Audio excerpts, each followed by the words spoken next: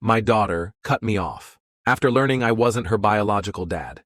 Now, 6 years later, she wants me to walk her down the aisle since her real dad died. I said no and moved on with my life. Hello Reddit I+ here. I met Elena when she was just 3 months old. Her mother, Claire, and I had been seeing each other casually for a few months before she told me she had a daughter from a previous relationship. The father, she said, wanted nothing to do with them. I didn't run. I didn't hesitate. I fell for both of them. By the time Elena was 2, Claire and I were married. I legally adopted her when she was 5. I still remember the day she started calling me dad without any prompting. It was quiet, in the car, on the way back from preschool. She asked if she could have a dog, then added, "Please, Dad?" That word hit me like a flood. I had to pull over. I raised her like she was my own. Birthday parties, scraped knees, long talks about boys and heartbreak, every late-night school project, every graduation, every doctor's appointment. I was there. I wasn't just a father in title. I was her father. When she turned 19, she asked about her biological dad. I'd always known this day might come. Claire and I had agreed long ago not to hide it from her, but to wait until she asked. So I told her what I knew. His name, where he used to live, the little Claire had shared. A month later, she was gone. Emotionally, at least. She found him. Mark. That was his name. He welcomed her into his life with open arms. Photos popped up on her social media. Her and Mark on hikes at dinner, smiling with the kind of ease you'd think took years to build. Apparently he'd changed. Found God. Found sobriety. Whatever the line was. Within 2 months, she stopped calling me. No more texts. No holiday visits. On her 21st birthday, I mailed her a card. It came back unopened. Claire and I divorced the following year. That's not to say Elena caused it, but the silence she imposed exposed old cracks. Claire said I needed to give Elena time. She's figuring herself out, she told me. She still loves you, but it didn't feel like love. It felt like abandonment. 6 years passed. Then, last winter, I got an email. Just one line. I need to talk. Please. I didn't reply. Not out of spite.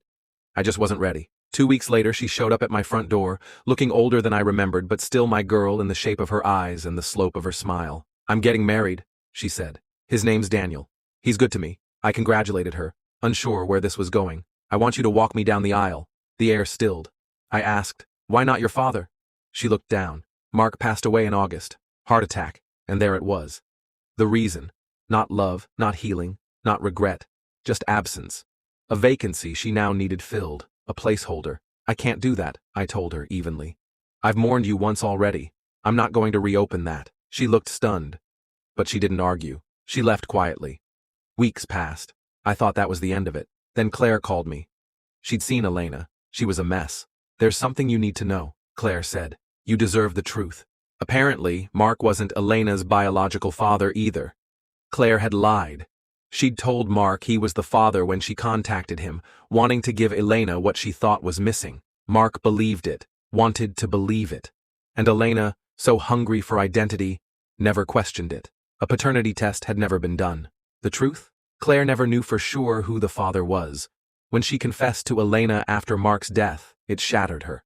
All that connection, that story she'd built, was fiction. The man she'd chosen over me, a stranger with no actual blood tie, just a more compelling fantasy. Claire told me Elena had been trying to make sense of it, that asking me to walk her down the aisle was her first step toward fixing things. But here's the thing. I didn't need fixing. I had done everything right. I had loved unconditionally.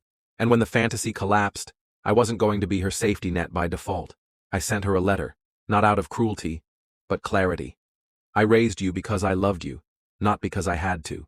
You chose to leave, and I respected that choice.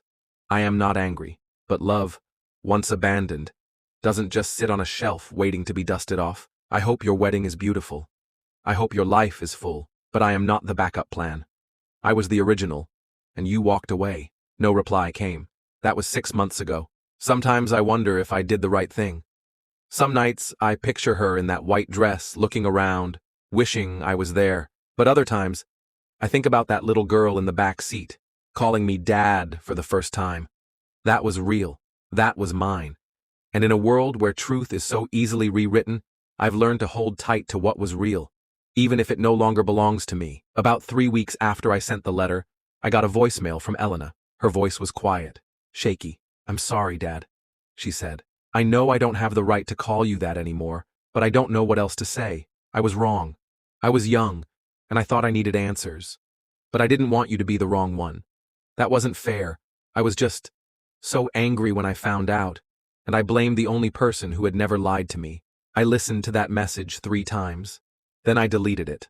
I didn't know what to do with it. It felt like someone knocking on the door of a house I no longer lived in. A few days later, I was out running errands when I saw her, Elena, coming out of a cafe. She looked thinner, tired, not unhappy, but different. She didn't see me. I stood there on the sidewalk for a minute watching her laugh with a friend, coffee in one hand, gesturing with the other. Like she used to when she was trying to convince me to let her go to sleepovers. I turned and walked the other way.